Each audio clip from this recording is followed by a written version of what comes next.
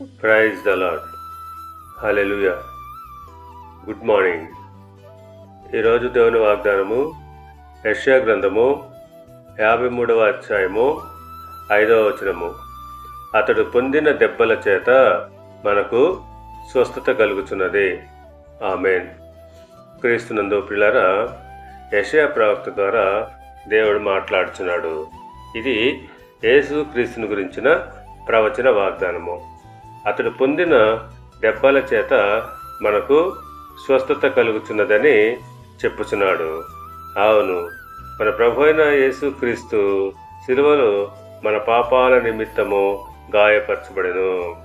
పేతురు రాసిన మొదటి పత్రిక 2వ అధ్యాయము 25వ వచనం ప్రకారంగా ఆయన పొందిన గాయముల చేత మీరు స్వస్థత నొందితిరి అని పేతురు భక్తుడు అంటున్నాడు. అవును, ఆయనే తన శరీరమందు మన పాపములను ప్రాణు మీద మోసుకొనును. అందును బట్టి ఆయన పొందిన గాయముల మూలంగా మనకు శారీరక స్వస్థత లభిస్తుంది.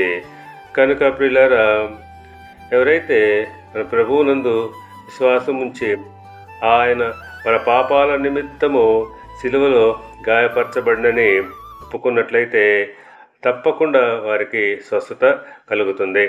దేవుడు మిమ్మల్ని దీవించి ఆశీర్వదించి వర్ధిల్ల చేయనుగాక. ఆమేన్.